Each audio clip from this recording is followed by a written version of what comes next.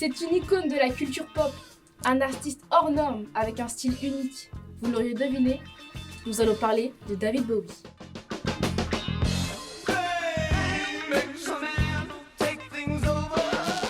David Bowie, homme au visage multiple, icône du rock, reconnu par tous pour son art, la liste est longue. Mais comment est-il arrivé jusqu'à ce statut de légende?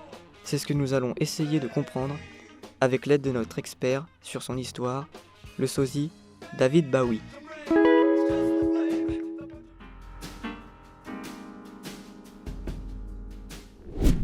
Du coup, vous appréciez beaucoup David Bowie. Bah oui. Et depuis quand exercez-vous en tant que sosie? Bien c'est depuis sa mort en 2016. J'ai été très choqué par sa mort puisque j'étais fan avant. Donc j'ai décidé de le remplacer en quelque sorte et de devenir son sosie.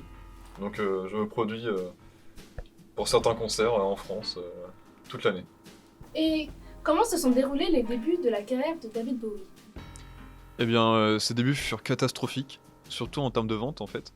Il va enchaîner 4 albums de 69 à 71 et tous vont être des échecs, sauf Space Oddity, qui lui va connaître un bref succès grâce à la mission Apollo 11. Mais c'est aussi pendant cette période qu'il va expérimenter plusieurs styles musicaux, comme au début avec du folk psychédélique et du folk rock. Après il va plus s'enchaîner sur un son plus électronique, notamment avec l'utilisation du blues rock et du hard rock. Et il va finir sur un son plutôt pop, avec l'utilisation notable du piano. Pendant cette période, David Bowie va s'inspirer de plusieurs grands noms des années 60 pour concevoir ses albums comme Bob Dylan, les Velvet Underground,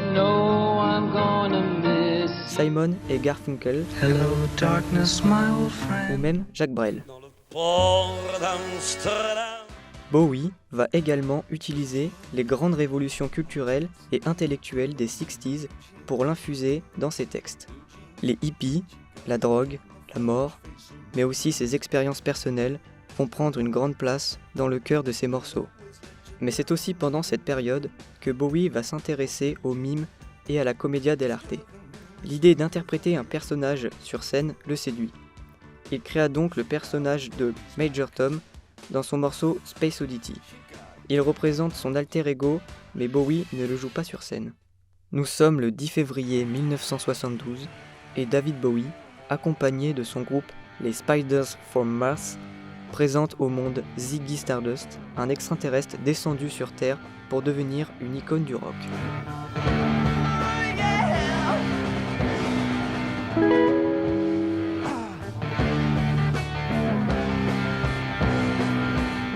Quelle a été la réaction du public face à la métamorphose de Bowie? Eh bien, il y a une vraie césure entre ses débuts et puis cette époque. Le personnage de Ziggy Stardust va vraiment conquérir le cœur des fans et il va devenir l'idole des jeunes des années 60 et aussi l'idole des homosexuels. Ladies and gentlemen and others. Puisqu'il va déclarer aux médias qu'il est bisexuel. And how about the shoes? Are those men's shoes or women's shoes or bisexual shoes? They're shoes, silly. Et puis le succès va être tellement grandissant que ses fans vont demander la réédition de ses anciens albums qui avaient été un échec à l'époque.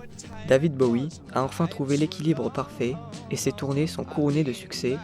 Chaque concert est mis en scène de façon théâtrale.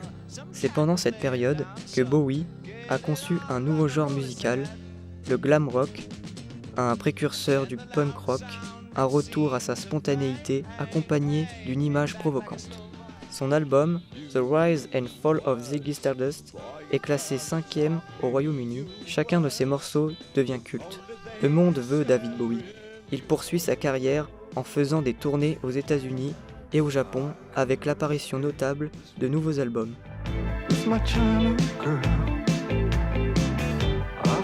Ils accompagnent chaque tournée, notamment avec l'album Aladdin Sane qui représente pour David Bowie Ziggy en Amérique. L'époque de Ziggy Stardust va être plutôt brève puisqu'au fil des tournées, entre héroïne et orgie, Bowie éprouve de plus en plus de difficultés à faire la part des choses entre sa propre identité et celle de son personnage, dans lequel il se projette totalement. Ses concerts vont aussi devenir de plus en plus choquants, venant à simuler une fellation et arriver presque nu sur scène. David Bowie pousse au maximum son interprétation du personnage et pousse l'art du rock à une symbiose artistique entre musique, expérimentation, littérature, théâtre et cinéma. Mais le 3 juillet 1973, Bowie annonce la fin de Ziggy Stardust. Une autre mutation de Bowie est en cours.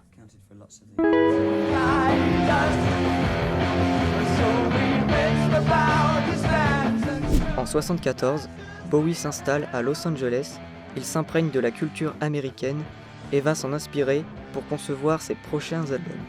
Le tout en étant dans la continuité de Ziggy Stardust et en ayant les mêmes ambitions artistiques. Et comment David Bowie a-t-il continué sa carrière après un succès si rapide et inattendu? Eh bien, il va reprendre les éléments qui avaient fait le succès de Ziggy Stardust. Ses concerts vont être de plus en plus théâtraux. Il va même utiliser plusieurs effets spéciaux lors de ses concerts. Il va concevoir de nouveaux personnages, comme celui d'Halloween Jack. Et il va aussi s'inspirer de la littérature américaine pour l'écriture de ses paroles, notamment avec l'album Diamond Dogs, qui va être une adaptation non officielle de 1984 de George Orwell. Et musicalement, il va expérimenter de nouveaux genres musicaux, comme le funk et la soul. Donc sa vie aux États-Unis va être une source d'inspiration pour lui. Le succès est encore au rendez-vous. L'album se place numéro 1 des ventes. Malgré ce succès réitéré, David Bowie est victime de son addiction à la cocaïne.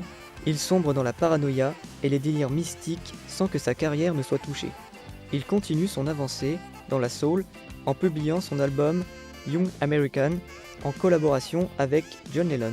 Ce tournant musical drastique va rendre sceptiques plusieurs fans de la première heure de Bowie et vont le rejeter. Il a également conçu l'album Station to Station et a créé le personnage du Thin White Duke, personnage inspiré de son rôle au cinéma dans le film L'homme qui est venu d'ailleurs. Pour cet album, il fusionne la soul américaine avec plusieurs inspirations artistiques allemandes, notamment l'expressionnisme allemand, avec une esthétique froide et monochrome. Malgré le succès de ses albums, Bowie essuie une pluie de controverses. Il déclare à la presse qu'un leader fasciste ferait du bien à la Grande-Bretagne et est arrêté à la douane en possession de souvenirs nazis. Il déclare que son comportement erratique est dû à son implication totale dans le personnage du Thin White Duke et de son addiction à la cocaïne. David Bowie ne supporte plus l'atmosphère oppressante de Los Angeles. Il décide donc de migrer en Allemagne, à Berlin-Ouest, en ayant pour but d'arrêter la drogue et de se pencher sur d'autres arts comme la peinture et la photographie. Dites-moi, comment David Bowie va-t-il vivre sa nouvelle vie en Allemagne? Eh bien, c'est à Berlin qu'il va concevoir ses albums les plus prestigieux.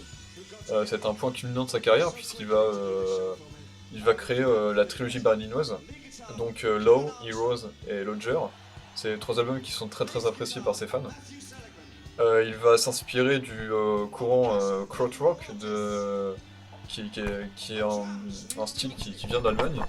Donc il va essayer de mettre la narration de côté pour une écriture un peu plus abstraite.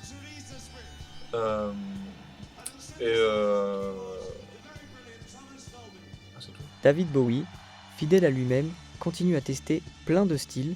Il lui arrive d'enregistrer plusieurs morceaux d'une toute autre manière, comme échanger les instruments des musiciens ou passer à l'envers une bande instrumentale. David Bowie réussit à perfectionner son art lors des années à suivre. Dans les années 80, il devient une icône des nouveaux romantiques, courant dérivé de la New Wave grâce au succès des morceaux Let's Dance, Ashes to Ashes et Modern Love.